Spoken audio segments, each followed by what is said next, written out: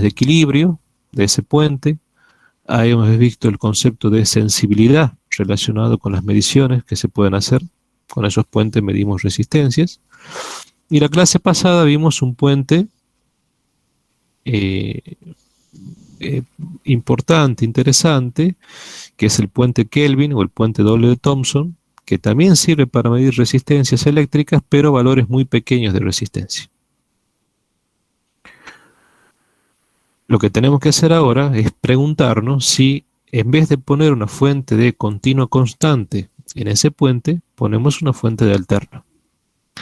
Entonces, si tenemos puentes en corriente alterna, además de medir resistencia, podemos medir otros parámetros, como ser inductancias de los inductores o bobinas, o capacitancia de los capacitores. Entonces, apuntamos a eso. Bueno, efectivamente se puede. Y fíjense que en cuanto a la forma general, ya acá no podemos hablar de resistencias, sino tenemos que hablar de impedancias en cada una de las ramas de estos puentes. Entonces le vamos a llamar con nombre cualquiera, indistintamente, puesto en cualquier lado. Supongamos que pongamos acá ZA, ZB, ZC, ZD, moviéndonos, por ejemplo, en un sentido horario. Y a cada nodo, ¿sí? Acá en el medio vamos a poner un detector D, que ese detector D puede ser algún instrumento, puede ser un instrumento con impedancia interna muy elevada, puede ser algún tipo de equipo que me dé algún tipo de detección acústica o lo que fuere, un detector que tiene que ver con el equilibrio del puente, similar como habíamos visto en continua, y ponemos letras, las letras que a ustedes se le ocurran. Como esto tiene una polaridad más o menos que varía tantas veces en función de la frecuencia, en Hertz, tantos ciclos por segundo, cambia tantas veces la polaridad por segundo, tenemos que hacer un análisis en un instante con una cierta polaridad. Supongamos que justo hacemos un análisis en la cual el borne más está aquí abajo, el borne menos está arriba. Entonces la corriente viene así, por abajo, ingresa por M, en ese nodo M se bifurcan dos corrientes, IA e ID, y luego, cuando llega esta corriente IA al nodo N, se divide en dos corrientes, una corriente IG y una corriente IB. Algo parecido pasa del otro lado. Esas corrientes convergen en el punto O y sale corriente por el punto O que retorna a la fuente. ¿Sí? El equilibrio de este puente se va a cumplir parecido a lo que hemos visto en puentes de continuo, cuando ahora digamos que las impedancias ZA por ZC sea igual a ZB por ZD. O sea que el producto de las impedancias complejas sean iguales. Recuerden que las impedancias son cantidades complejas no fasoriales. Por electrotecnia 1, ustedes tienen que saber, y eso lo habrán visto con Small, con Aguilera, no sé, creo que con ellos dos creo que cursaron ustedes, que las impedancias se hacen una representación en el plano complejo, con la forma americana que normalmente tiene la tecnológica de explicarla. Les digo esto porque a veces en máquina se ve la forma alemana, ¿sí? La forma americana con el eje real positivo sobre el horizontal y el eje imaginario sobre el eje vertical, más J menos J, plano complejo.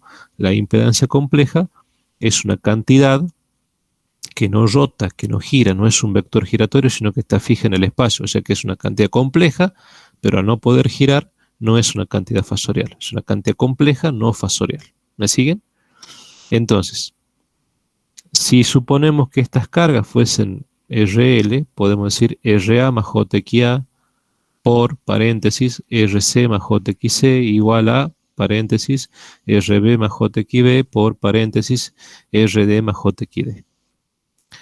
Podemos aplicar propiedad distributiva, lo cual nos va a quedar una serie bastante grande de términos, y podemos de alguna manera reagrupar esos términos de forma tal que tengan este arreglo. Resistencias por un lado, tipo similar a un arreglo matricial, con resistencias para un lado y reactancias para el otro. Resistencias, reactancias, resistencias, reactancias. Cuando uno hace una igualación, entonces para que, por ejemplo, en el primer término se cumpla la igualdad, me tiene que quedar que XA por XC, que es este producto, tiene que ser igual al XB por el XD. Y también surge desigualdad que el producto de RC por XA, ¿sí?, tiene que ser igual a RD por XB, ¿sí? Y de allí se llega a una ecuación general de equilibrio donde se cumple que las relaciones de resistencia van a ser proporcionales o iguales a las relaciones de reactancia. Entonces sería una primera aproximación de qué es lo que se debe cumplir dentro de estas cajitas negras que conforman las ramas del puente para poder hablar en primera instancia de un equilibrio del mismo. ¿Qué significa un equilibrio del mismo? Que el potencial N se es igual al potencial P y que la diferencia potencial NP0, lo cual daría que acá no haya corriente IG de circulación. Corriente IG, que será la corriente que va por el detector. Similar a los detectores que hemos visto en los puentes de corriente continua. Esto quizás no es la forma más usual de hablar de ecuaciones de equilibrio. Quizás lo más usual que aparece en muchas literaturas es esta que está acá. Se representan las impedancias, en vez de forma polar, se las representa en forma exponencial, que es lo mismo, y se cumplen estas dos ecuaciones estas dos condiciones de equilibrio. Para que un puente de alterna, en general, sin entrar en ningún tipo de especificación del puente, se dice que está en equilibrio cuando los productos de las impedancias cruzadas son iguales. Primer punto. Y segundo, cuando los ángulos de las impedancias phi A más phi C es igual al phi B más phi D. Repito, cuando el producto de los módulos de las impedancias cruzadas son iguales y a su vez los ángulos de la suma de los ángulos de la impedancia son iguales, entonces se cumple un equilibrio en módulo y en ángulo, entonces podemos decir que el puente está en equilibrio. ¿Para qué podemos usar todo esto? Básicamente para hacer mediciones de resistencia, que mucho no tiene sentido en un puente de alterna. Para eso tenemos los puentes continuos, pero lo podemos hacer. Pero fundamentalmente para determinar y medir inductancias y capacidades desconocidas. Inductancias de bobinas y capacidades de capacitores. ¿Sí? También se lo utiliza para poder medir los factores de calidad que hemos visto en las bobinas, que también están presentes en los capacitores, y que en particular en los capacitores, más que los factores de calidad, importan los factores D, que son los factores de disipación o factores de pérdida. ¿Sí? ¿Cuáles son las fuentes de alterna estas que puedo conectar acá? Puede ser un transformador, fíjense, dos bobinas aisladas galvánicamente, vinculadas magnéticamente a través de un núcleo de hierro, entonces alimento por alterna y acá, de acuerdo a la representación, tengo menos bobinas que en este lado primario, por lo tanto seguramente esto trabaja como un transformador reductor, entonces reduzco la tensión y adecuo la tensión alterna a valores eficaces a lo que el puente requiere. Otra forma de hacer es mediante un inverter o un ondulador. ¿Qué significa un ondulador? Que eso es algo que está bastante de moda, esa palabra, inverter o bien onduladores. Ingresa continua, transforma en alterna. Tiene una electrónica de potencia asociada, de forma tal que, mediante transitores de corte rápido, IGBT, tiristores, etcétera, una serie de componentes electrónicos, se logra una señal continua, transformar en alterna. No es una alterna pura, tiene algunas distorsiones, por lo tanto hay armónicos, pero se puede obtener en cierta medida una alterna de buena calidad, y eso servir como fuente de alimentación de mi puente. Otra posibilidad es esto que está acá, donde yo trabajo esta alterna y mediante diodos y esta resistencia que está acá puenteando este diodo, yo puedo tener una señal en alterna readecuada a lo que yo necesito. ¿Qué necesito o qué puedo poner como detector D? Como detector D puedo poner, por ejemplo, todo un sistema con rectificación, después ondulación y posterior rectificación con un microamperímetro, o sea, poner un sistema con un microamperímetro en definitiva, que ese sea el detector, o poder poner algún tipo de equipamiento que me dé algún tipo de señal acústica cuando se presenta en algún tipo de desequilibrio. Si pongo por supuesto un instrumento de aguja frente a un desequilibrio, esa aguja va a oscilar Por ejemplo, si es un instrumento de 0 al centro, va a oscilar hacia los lados, hacia uno o el otro lado, cuando el puente se desequilibre. Y cuando si pongo un instrumento acústico, me dará algún tipo de señal acústica, de salida acústica, cuando haya un desequilibrio entre estos dos puntos. ¿Qué significa un desequilibrio? Que la diferencia de potencial ya deje de ser, no sea cero, sino que sea distinta de cero. ¿Sí? Entonces allá, como consecuencia de ello, se promueva una circulación de corriente G entre estos dos bornes pasando por este instrumento. ¿Me siguen hasta acá, verdad? ¿Me siguen, no? Chicos. Sí, profe. Sí, profe. Bien. Sí, Jero. Perfecto. Ahora fíjense, supongamos que una de las ramas varía, y supongamos que sea la rama OP del puente, y de golpe hay una variación delta ZC. O sea, tenía un ZC y cambia su valor de impedancia. Si cambia su valor de impedancia, se rompe el equilibrio del puente y comienza a haber una circulación IG. Ese aumento de impedancia delta ZC lo puedo electrotécnicamente escribir como una impedancia ZC en serie con un delta ZC. Es decir, con un aumento de impedancia ZC. ¿Qué sería esta impedancia en azul? No existe, por supuesto, está simbolizando el incremento de impedancia que sufrió la rama ZC. Se rompió el equilibrio, dejó de haber potenciales NP iguales, ahora pasó a haber una diferencia potencial y hay una corriente de circulación IG por este instrumento. Hasta ahí se entiende. ¿Qué es lo que quiero saber yo ahora? Por ejemplo, así como hablé de sensibilidad en los puentes de corriente continua, que yo podía hacer mediciones y tenía una curva de sensibilidad que yo podía entender las condiciones de equilibrio, pero podía ser que el instrumento, que el puente en su conjunto esté más o menos sensible. Acá yo tendría que ver qué valores de impedancia hacen que la sensibilidad S, por ejemplo, sea máxima. ¿Dónde tengo el máximo de sensibilidad de mi puente? Entonces, una de las cosas que puedo hacer es un análisis de un pequeño desequilibrio. Desequilibrio significa que esta ZC cambia y se incrementa un valor delta ZC. O sea que ya tengo en esa rama una impedancia más grande. Entonces aparecerá una tensión OP, que es esta tensión, caída de tensión que tengo acá, que será la tensión de mi fuente U dividida en una sumatoria de impedancia, que será ZC más delta ZC más ZD. ¿Sí? Fíjense que lo que estamos haciendo acá no es ni más ni menos que aplicar un divisor de tensión, que ustedes lo vieron en Electrotecnia 1. Esta rama, ¿sí?, multiplicada por la tensión, que es dato, dividida en toda la suma de las impedancias, porque esto es ZC más delta ZC en serie con ZD. Entonces, si yo a esta impedancia la multiplico por U y la divido en la suma de todas las impedancias, que es lo que estoy haciendo acá, estoy haciendo por divisor de tensión, sacando la tensión OP. Y en ZB la misma historia, será la tensión U por ZB sobre la suma de esta rama ZB más ZA.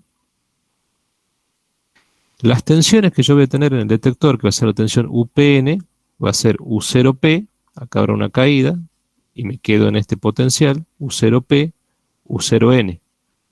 ¿Qué era U0P? Todo esto. ¿Qué es U0N? Todo esto. Diferencio, y tengo una tensión UPN equivalente a todo esto, este juego de impedancia que son propias de la rama del puente que están puestas aquí. Cuando las tensiones se hacen iguales, significa que el UPN es cero, no hay diferencia potencial. El potencial P es igual al potencial N y no hay corriente de circulación. Cuando eso se iguala, se llega a esta igualdad de impedancias. ¿Qué tenemos que pensar ahora? Bueno, por ejemplo, pensemos que el ZD que está acá, esta impedancia aquí, es que a veces esta impedancia ZC, o sea, la impedancia de esta rama, es que a veces esta impedancia. Entonces, si trabajamos electrotécnicamente un poquito y hacemos una aproximación de cuánto vale el UPN, podemos llegar a esta ecuación que está acá. donde matemáticamente esa impedancia ZD podemos ahora decir que es K veces esta impedancia ZC. De forma tal que a mí me quede en el equilibrio, digamos, me quede una ecuación en función de estas K. Entonces fíjense, si el ZD lo reemplazamos aquí, me queda, donde dice ZD, me queda K veces ZC. Donde dice ZD abajo, K veces ZC. Esto lo podemos readecuar de alguna manera, porque si nosotros sacamos factor común, por ejemplo, ZC, ¿sí? Entonces me queda ZC cuadrado, paréntesis, 1 más K cuadrado. ZC con ZC se simplifican, me queda un K arriba, un ZC abajo, y acá me queda 1 más K al cuadrado, esto, que es el cuadrado del primero, más el doble producto del primero por el segundo, más el cuadrado del segundo. ¿Sí? Desarrollando este binomio que está al cuadrado. ¿Sí? ¿Qué puedo hacer ahora? Por ejemplo, sacar factor común K, entonces me queda 1 sobre K, ese K se simplifica con el de arriba, acá me queda 1, entonces me queda 1 sobre K más 2, más K cuadrado sobre K, que se hizo K. Y todo esto que está acá, le podemos hacer un cambio de variable y llamarle una variable D. Entonces me queda U por delta CC sobre ZC por 1 sobre D. Y ustedes me dirán, pero ¿a dónde quiero llegar con todo este cambio de variable que estoy haciendo? Y bueno, porque yo quiero saber la máxima sensibilidad del puente. Entonces el valor máximo de UPN, acá, que me dará la máxima deflexión de la aguja sobre la escala, será cuando yo haga la derivada con respecto a K y esa derivada sea nula. Entonces si derivamos esto con respecto de K, ¿por qué? Porque si nosotros este D tiende a 0, esta diferencia UPN tiende a hacerse máximo. O sea, hacemos un cambio de variable para que sea un poco más sencillo operar matemáticamente. Entonces, si nosotros hacemos las derivadas de D respecto de K, que esta derivada es 1 menos K cuadrado más 1, la derivada de una constante es 0, la derivada de K es 1, y acá me queda la derivada de un cociente, que ustedes ya saben rápidamente, esto es 1 sobre K cuadrado, signo menos. Lo igualan a 0, despejan y le queda que es para K igual a 1. ZD habíamos partido de un supuesto de que ZD era mucho mayor que ZC, y entonces todo eso hacía que se me introduzca una diferencia potencial UPN importante. Ahora, si el máximo equilibrio se obtiene para K igual a 1, o sea, la máxima sensibilidad, si reemplazamos acá en K igual a 1, me queda que ZC igual a ZD. Es decir, que la máxima sensibilidad de un puente ideal en alterna se obtiene cuando las 4 impedancias, porque esto ya nos permite también extrapolar y también pensar que así como ZC es igual a ZD, ZA, un análisis matemático similar me va a dar que ZA igual a ZB. O sea que cuando las 4 impedancias son iguales entre sí, en un puente ideal en alterna, entonces nosotros tenemos la máxima sensibilidad de nuestro puente. ¿Sí? ¿Se va entendiendo? ¿Me van siguiendo? ¿Cómo lo puedo analizar esto desde el punto de vista fasorial?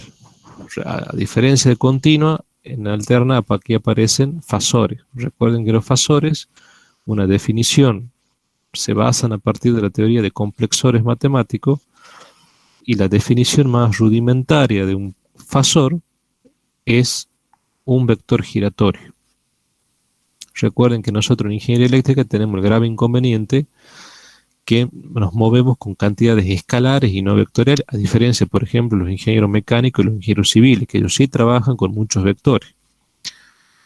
Fuerzas, cantidad de movimiento, velocidad, son vectores, son magnitudes vectoriales, mientras que nosotros los eléctricos nos manejamos con tensiones, con corriente, con potencia, es decir, con cantidades que son escalares, no vectoriales. Entonces, ahí donde, para poder hacer un trabajo que a su vez me simplifique mucho, similar a como lo hace un mecánico, un civil que trabaja con vectores, y nosotros lo parecido que hemos generado son los fasores, que son vectores pero giratorios.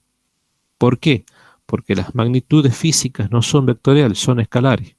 Pero para que esas magnitudes físicas escalares darle un tratamiento como si fuesen vectoriales, tuvimos que utilizar una llave, y la llave maestra fue los complexores matemáticos que, aplicado al campo de la ingeniería eléctrica, pasan a llamarse fasores, y que la definición más rudimentaria y elemental de un fasor es un vector giratorio, que en el plano complejo gira a una cierta velocidad dada por la frecuencia eléctrica omega angular eléctrica de la fuente, que es 2pi por f eléctrico. Bueno, fíjense, muchachos, que en esta situación, cuando el puente está en desequilibrio, primero analicemos U es la tensión de la fuente. Analicemos las corrientes. Las corrientes respecto de esta tensión U, de acuerdo a la índole de las impedancias, fíjense en que tanto la corriente IB como la corriente IA están desfasadas un cierto ángulo con respecto de U. Si esto lo hacemos girar en sentido antihorario, tensión adelanta las corrientes. ¿Sí? Estamos suponiendo que la naturaleza de estas impedancias de carga son inductivas, y eso hace que la tensión de fuente adelante a estas corrientes. La composición de esas corrientes, IA más la corriente IB, fíjense, lo mismo pasaría si analizamos las corrientes IC más la corriente ID. Bueno, fíjense, me va a dar una corriente I total. Acá, en este punto O, se van a converger las corrientes IB más la corriente IC, y eso me va a dar la corriente I. Y es la misma corriente I que luego se va a dividir en una corriente IA más una corriente IB. Y me da la I que entra por el punto M. ¿Sí? Pues ya tengo la composición de corriente. Si yo multiplico esas corrientes por los módulos de las, digamos, por los valores de las impedancias, que son cantidades complejas, bueno, yo puedo situar en el plano complejo las caídas fasoriales I por Z. Entonces yo puedo decir que esta caída de aquí más esta caída de aquí es U. O sea, IA por ZA más IB por ZB me da U. O, si tomo las otras ramas, IC por ZC más ID por ZC, también me da U. La composición de estas tensiones en azul me da U. Y entre N y P tengo la caída ZC por IG, que es la caída que tengo entre este punto y este punto, equivalente al NP. Cuando yo equilibro un puente y se cumplen las condiciones de equilibrio, básicamente, ¿qué ocurre? Que este vector diferencia que está acá se hace cero. Entonces, fíjense, en cuando esto se hace cero, esta caída ZD por ID se iguala a ZA por igual. Entonces, fíjense, me quedan superpuestos los dos fasores. Por eso dice ZA por igual a ZD por ID. Y cuando esta caída se hace cero entre estos dos puntos donde tengo el detector, la caída ZB por IB, esta, se hace igual a ZC por IC, o sea que las dos se superponen. Entonces se modifica este diagrama fasorial y se transforma en este que está aquí.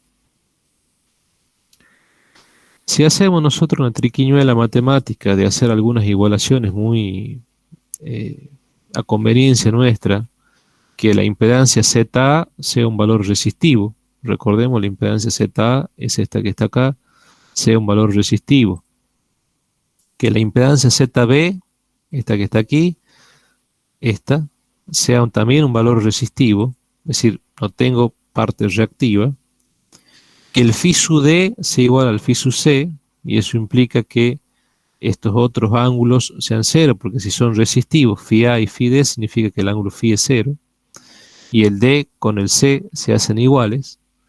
Me quedan unas relaciones de resistencias que son proporcionales a unas relaciones de reactancia que me permiten arribar a unas ecuaciones de equilibrio para este caso particular, donde fíjense, a las impedancias las he reemplazado por resistencias, los ángulos de estas ramas son cero, y acá he igualado estos otros ángulos, ZD con ZC.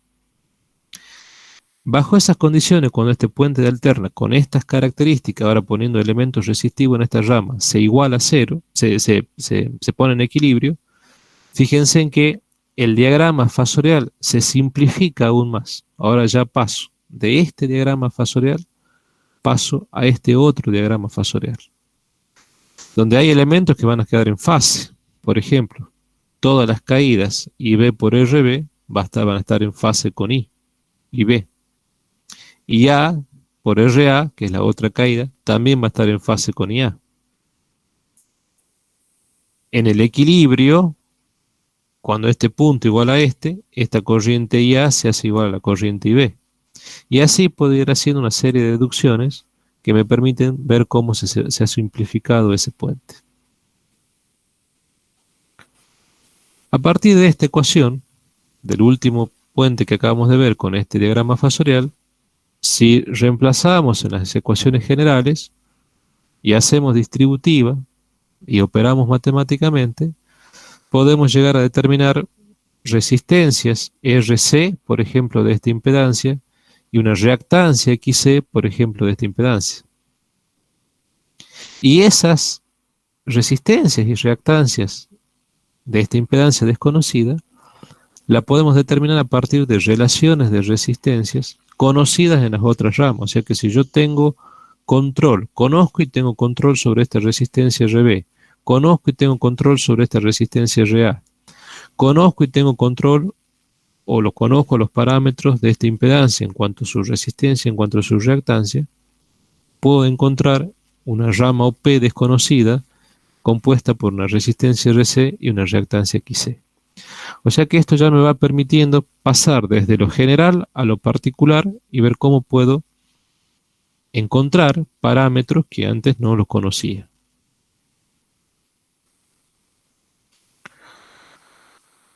Fíjense, si ahora nosotros lo explicamos en detalle un poco más al puente anterior, donde este ZD ahora lo ponemos como dos elementos en serie, RD más JXD, y tenemos controles, por ejemplo, sobre RA y RD, fíjense en que fácilmente, haciendo equilibrios, haciendo que el producto de las impedancias cruzadas sean iguales, una de las condiciones de equilibrio de puente en alterna, fíjense en que yo puedo sacar resistencia desconocida, como ser, por ejemplo, en esta rama que estaba la C, una resistencia RC igual a RX, a partir de relaciones de resistencia de las otras ramas conocidas. Y puedo sacar una reactancia desconocida a partir de relaciones de resistencias RB y RA de las ramas de control del puente y de la reactancia XD. También vamos a poder calcular la tensión de desequilibrio de ese puente. Fíjense en que acá, de nuevo, hacemos cálculo electrotécnico elemental, diciendo la corriente esta IA que está acá, será la tensión U sobre RA más RB, ¿sí? Esta tensión U dividimos en estas dos resistencias, y esa va a ser la corriente IA, que en equilibrio va a ser igual a la corriente IB, y de acá haciendo U sobre esto, podemos sacar la otra corriente. Reemplazando y haciendo una diferencia entre IA por RA, IA por RA e ID por ZD, porque todo esto es una impedancia, podemos sacar una diferencia UPN que tiene que ver con el equilibrio del puente. Reemplazando estas corrientes en estas ecuaciones, me queda todo este corchete que está acá, y cuando esta diferencia potencial se haga cero, es decir, que los dos potenciales son iguales, llegaré a todo este corchete trabajado matemáticamente igualado a cero. Y entonces se cumplirá esto que está aquí. Fuera del equilibrio es distinto de cero, esta diferencia, y le podemos llamar ED. En equilibrio, todo esto que está acá, que es esta misma ecuación que está aquí, es cero. En equilibrio. Fuera del equilibrio, distinto de cero y ED. Entonces, si nosotros esto lo representamos en un plano complejo, real e imaginario, podemos ver que conforme nosotros actuamos sobre los valores de resistencias de ajuste, de control del puente, tanto RA como RD, lo que vamos logrando es hacer, mientras modificamos esta resistencia, paulatinamente llevamos un puente en equilibrio. O sea, al puente no se pasa de este punto a una tensión NP o ED, perdón, cero. sino que hay un proceso de convergencia donde paulatinamente, haciendo una serie de ajustes, acá normalmente hay unas resistencias décadas o bien unos diales que uno lo va modificando, lo va cambiando de posición y paulatinamente en el puente uno va haciendo un ajuste hasta que converge a un punto que dé igual a cero. Cuando la diferencia potencial de D se hace cero, significa que P se hace igual a N y no hay circulación de corriente. Es como si acá fuese un circuito abierto, porque si la corriente es cero es como que acá está abierto. Entonces uno puede ir haciendo un ajuste en cuanto eh, a esta diferencia potencial, ver cómo paulatinamente se va anulando la diferencia potencial, los potenciales N y P se van aproximando entre sí y eso da lugar que acá no haya circulación de corriente, no haya algún tipo de detección. Bueno, esto sería los lineamientos generales en cuanto al funcionamiento de un puente. ¿Qué tenemos que medir nosotros o qué tenemos que tener presente? Circuitos equivalentes que ya vimos en la clase pasada. Fundamentalmente los circuitos equivalentes de bobinas y de capacitores. Recordemos que una bobina se puede representar como un circuito RL serie o como un circuito RL paralelo. Ya vamos a ver en qué caso se representa de una forma o de otra. Y un capacitor, elementalmente a las frecuencias industriales nuestras, como un RC serie y un RC paralelo. Y tenemos que tener en cuenta que en estos elementos reactivos bobina y capacitores hay un factor de calidad que tenían que ver con esas energías almacenadas por ciclo que habíamos visto en clase en el tema 5, con relación a las energías disipadas. Entonces, haciendo un análisis caso por caso, si tenemos un RL serie, tenemos esto que está acá, un RL serie, aplicamos en bornes una tensión, es decir, es una bobina a la cual la estamos modelando mediante una bobina de inductancia L serie con una resistencia de pérdida R serie. Le aplicamos tensión a esa bobina y en el modelo, que tiene dos componentes, habrá una tensión U sub L y una U sub R. Entonces, si ponemos una tensión U y una corriente I que circule por esta bobina, al conectarlo con una cierta fuerte alterna tensión analizada por un cierto instante de tiempo, la corriente IL está desfasada a un ángulo phi, que es el ángulo phi de la impedancia respecto de U, atrasada con respecto de U, porque al ser inductivo tensión adelanta la corriente. Esa corriente con esta dirección me permite definir a 90 grados una caída UL y en fase una caída UR, cuya composición fasorial me dé U. El ángulo complementario, es decir, 90 menos phi, es lo que se conocía como el ángulo, ya ustedes lo conocen, delta. Esa energía almacenada, ustedes la pueden escribir como IL cuadrado XL, la energía disipada como IL cuadrado RL. Si ustedes dividen las energías, las IL se simplifican y me queda omega LS sobre RL. Y la tangente delta, que es este triángulo rectángulo, es opuesto UR sobre adyacente UL, que es IL por RS sobre IL por XL, que es omega LS. Se simplifican las IL y me queda RS sobre omega LS. Y aquí sacamos la primera conclusión de importancia. Bobinas que tienen núcleo de aire suelen ser de bajo Q y en general se representa como circuito equivalente serie. ¿Por qué? Porque en los puentes de alterna yo puede ser que quiera medir una bobina que tenga un Q alto o un Q bajo. Si mido una bobina que tiene un Q bajo, significa que tiene una relación entre la parte óhmica reactiva, omega LS, y la parte resistiva, bajo. Significa que es una bobina que tiene un Q bajo. ¿Por qué? Porque si es una bobina, por ejemplo, con núcleo de aire, la inductancia LS es baja y el Q es bajo. La pregunta obligada que tengo que hacerlo acá es ¿por qué? ¿Por qué el L es bajo cuando la bobina es con núcleo de aire? ¿De quién depende la inductancia?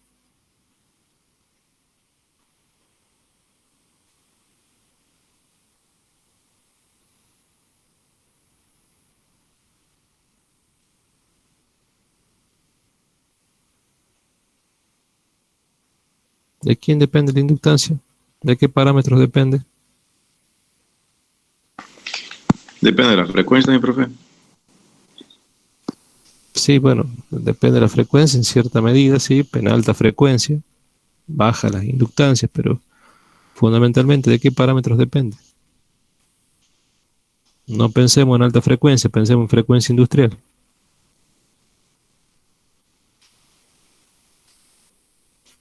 Che, eso se ve en reactor, en máquinas eléctricas, ¿no? Ya ni tan siquiera es pregunta de medida esto. ¿De la resistividad puede ser? No, ¿de dónde sacan de la resistividad? Tampoco. La inductancia L, recuerden que depende de la característica del material que esté presente en el núcleo de la bobina, no es lo mismo con núcleo de aire o con núcleo de hierro, y de parámetros electrogeométricos, longitud, sección, número de espiral al cuadrado. De eso depende, para todo un capítulo de reactor que se estudia con un cierto perfil en medidas y con una cierta óptica, se lo estudia en máquinas eléctricas, donde ustedes habrán visto, habrán repasado las ecuaciones de Hopkinson, habrán visto las relaciones N por phi igual a L por I, y de todo eso, combinando las ecuaciones, han llegado a una ecuación L, de quién depende la inductancia, no cómo se define, que se define como enlaces de flujos concatenados por unidad de corriente, que es N veces flujo promedio por unidad de corriente. Así se define la inductancia, pero donde ese L que se define así depende de los parámetros constructivos electrogeométricos y del tipo de material presente. Cuando ustedes tienen una bobina con núcleo de aire, el aire que está dentro de la bobina tiene una permeabilidad relativa que tiende a 1. Como la permeabilidad es baja, en una gráfica tensión-corriente que es proporcional a decir en una bobina relación flujo-corriente, la pendiente es muy bajita, porque el mu relativo tiende a 1, es bajo. Por eso es que el L le dice que cuando es una bobina con núcleo de aire es bajo. Si el L es bajo, el Q es bajo. O sea que en una bobina con núcleo de aire, que yo la estoy modelando con un circuito RL serie, no tengo que esperar tener grandes factores de calidad. ¿Importa esto en la parte de medidas eléctricas? Sí, porque hay puentes que están aptos para medir bobinas con un Q bajo o con un Q alto. Si ustedes le dicen, mire señor, yo le traigo acá, usted trabaja en un laboratorio de metrología, y le dicen, miren ingeniero, yo tengo que medir una bobina con núcleo de aire. Yo quisiera que le dejo la bobina, usted mañana, cuando vuelva, me diga cuánto Henry o milihenry tiene esa bobina. No le van a decir todo esto. Ese es el razonamiento que tienen que hacer ustedes a partir del conocimiento que han adquirido en la universidad como ingenieros. Entonces van a decir, a ver, es con núcleo de aire, perfecto. Núcleo de aire significa que el mu relativo es 1. O sea que esa bobina en su relación flujo-corriente es una recta que pasa por el origen de coordenada, la pendiente de esa recta me da el L, que es proporcional al mu relativo y es bajísimo, es chiquitísimo. Tiene una pendiente muy baja. Ah, perfecto. Y entonces, ¿qué puente puedo utilizar? Tengo un montón de puentes, ¿cuál puente utilizo para hacer mediciones con un Q bajo? Bueno, tengo dos puentes para medir inductancia. Tengo un puente ya vamos a ver que hay un puente de Maxwell y hay un puente de High. Entonces, por ejemplo, los puentes de Maxwell trabajan con inductancias Q que están entre 1 y 10. Y los puentes High con valores de inductancia más altos. Entonces voy a decir, bueno, si tengo una inductancia baja, y acá estoy viendo que tengo una bobina con un factor de calidad bajo, es más, ya no hace falta ni que le digan. Ya ustedes automáticamente, cuando le digan, tengo una bobina con núcleo de aire, ustedes automáticamente razonan que una bobina con un Q bajo. Entonces dicen, tengo que medir una bobina con un Q bajo. Listo. Entonces utilizo tal puente. ¿Puedo utilizar otro? Sí, pero voy a medir mal, con más o menos error. ¿Se entiende? Por suerte, la electrónica de potencia ha avanzado tanto en el campo de la instrumentación que ya algunos automáticamente calculan el Q, detectan el Q y hacen el ajuste para sacar el Q sin error. ¿sí? Y para determinar las inductancias de una bobina con un Q bajo. Eso ya electrónicamente lo hacen a través de los microprocesadores y de los programas, los algoritmos matemáticos que tienen cargados los microprocesadores. Eso lo hacen automáticamente. Lo que a nosotros quizás electrotécnicamente y mentalmente nos puede llevar un tiempo, un trabajo. Bueno,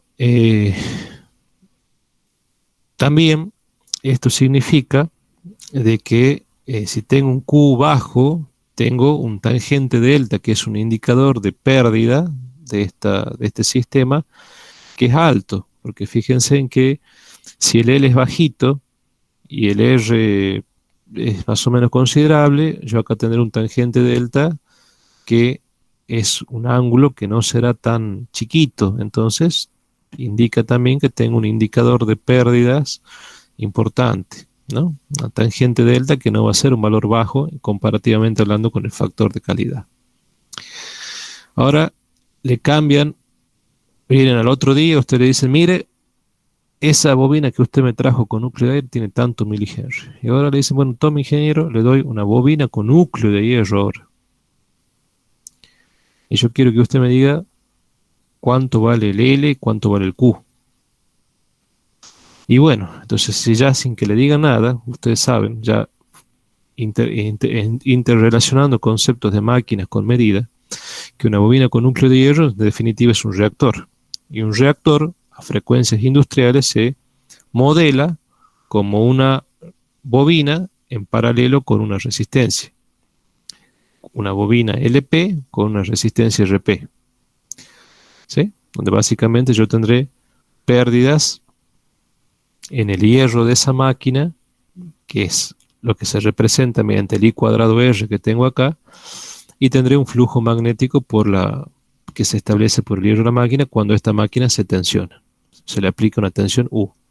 Simultáneamente tengo pérdida y simultáneamente tengo establecimiento de línea de campo magnético en mi máquina real, que la estamos modelando de esta manera.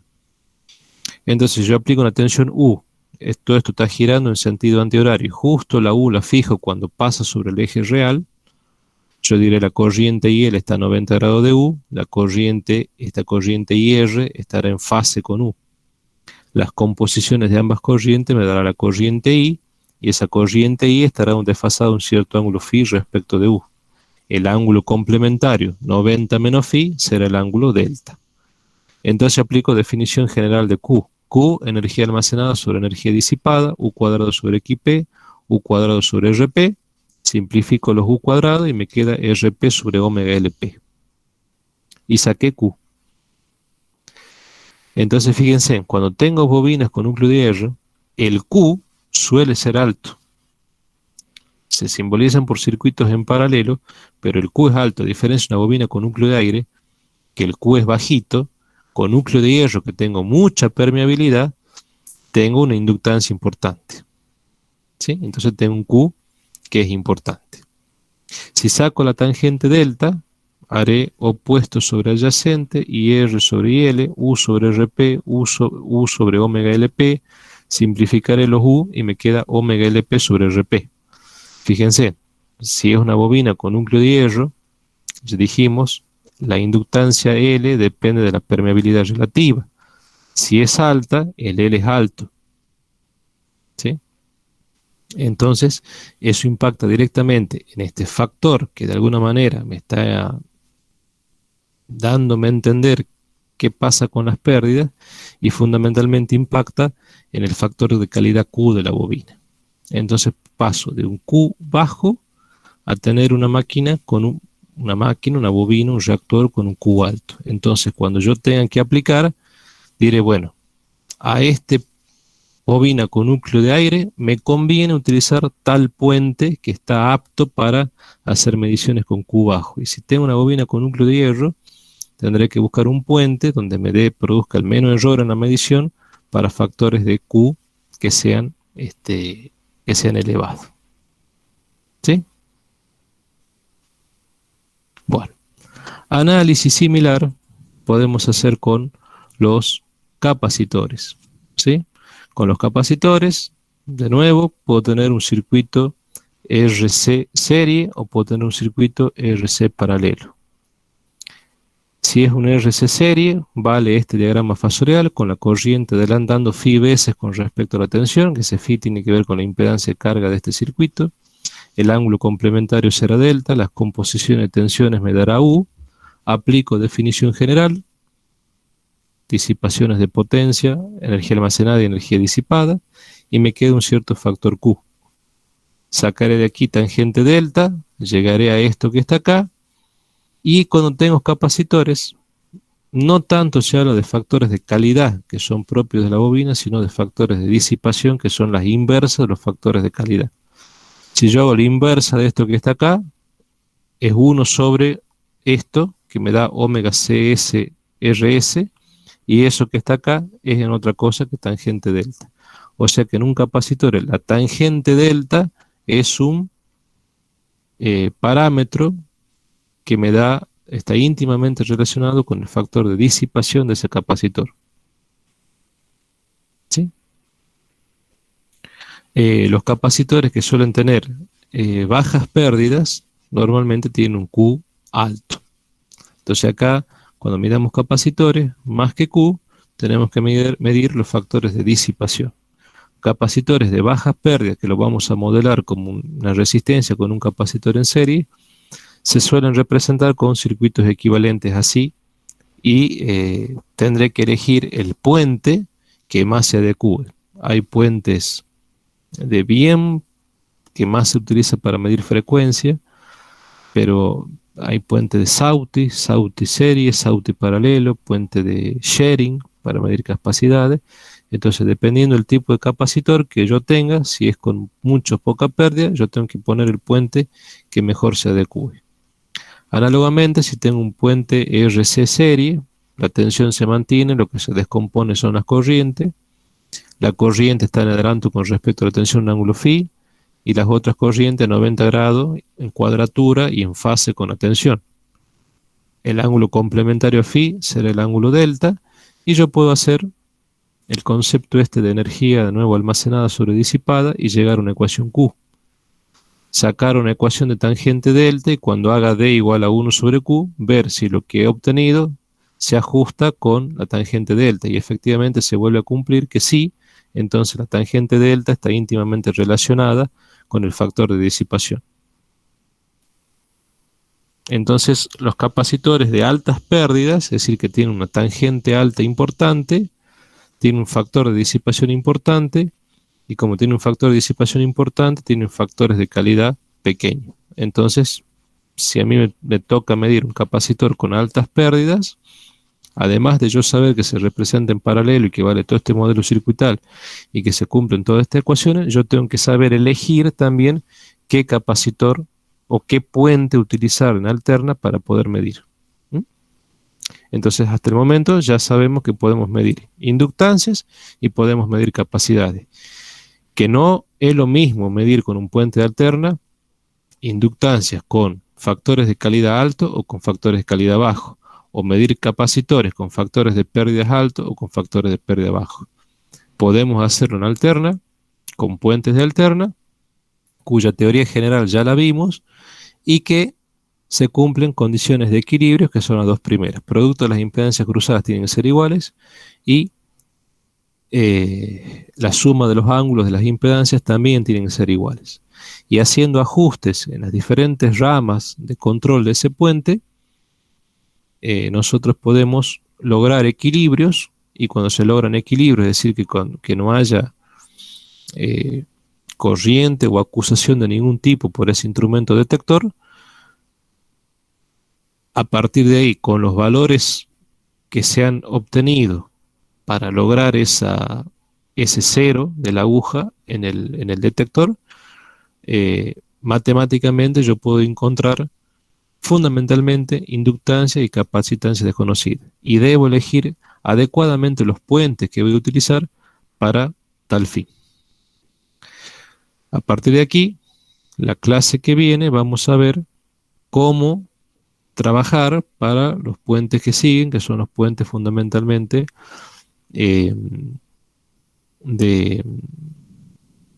los puentes de Maxwell, de High para inductancias, puente de Shearing, que lo vamos a mencionar, los puentes Sauti serie, Sauti paralelo, etcétera, etcétera. ¿Se entendió? ¿Dudas, consultas, preguntas? No, profe. No, profe. ¿No hay pregunta o no entendieron?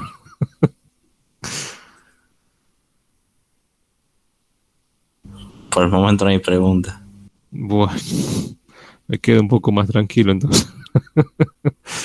Bueno, igual si no entendieron, no hay problema, te repetimos el día jueves.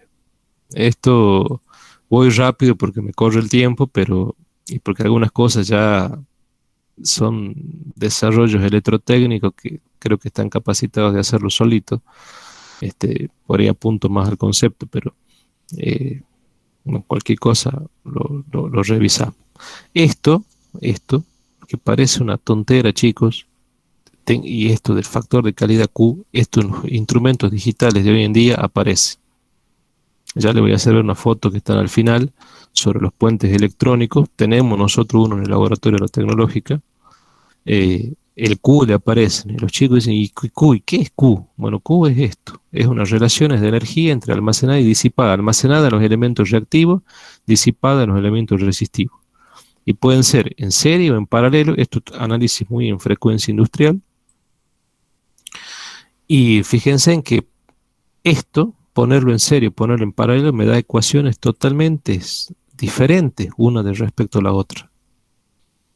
Entonces, es importante, acá fundamentalmente no pesa tanto el tangente delta. Lo ponemos porque el delta es un ángulo complementario al phi. Pero en lo que es bobina, importa el Q, el factor Q, el factor de calidad. ¿Sí? Entonces tengan presente cuando sean inductancias bajitas, van a tener posiblemente factores de calidad bajo, entonces van a tener que utilizar un tipo de puente, que ya lo vamos a ver la clase que viene. Cuando tengamos bobinas con núcleo de hierro, bueno, posiblemente por tener una permeabilidad relativa importante, esas máquinas van a tener un Q elevado, ¿sí? Porque como es muy relativo, es alto, el Q va a ser alto, el factor de calidad Q va a ser alto. Entonces, tengo que utilizar otro tipo de puente. Y tengan presente siempre entre un modelo circuital así y un modelo circuital así. Esto es para núcleo de aire, muy típico de núcleo de aire. Por eso es que ustedes en los transformadores veían cuando les enseñan la parte de flujo y dispersión, que son líneas de campo magnético que se cierran por el aire, es un RL serie. Y cuando hablamos de los flujos que se cierran por el hierro, en la rama transversal del modelo T del transformador le ponen una bobina con núcleo de hierro. Pero las inductancias son distintas, ¿no? Entonces acá no tan solo estamos viendo eso, sino que también estamos viendo que los factores de calidad Q son distintos. ¿Mm? ¿Sí? Entonces, bueno, yo tendré que adecuar mis técnicas de medición y mis puentes para una cosa u otra. Lo mismo pasa cuando tengamos capacitores modelados como un RC serie, que son capacitores de bajas pérdidas, a cuando tengamos capacitores de alta pérdida. Cuando hablamos con capacitores de altas pérdidas, significa que tienen alto factor de disipación, bajo Q. Capacitores de baja pérdida significa que tienen bajo factor de disipación y Q un número alto. Es lo inverso. ¿Sí? Esos conceptos bien claritos. Bueno, continuamos la clase que viene, chicos. El día jueves. Terminamos con esto de puente. Desocupados. Lo veo, profe. Que estén bien. Chao, chicos. Hasta Hasta luego. luego, profe. Chao, chao. Hasta luego.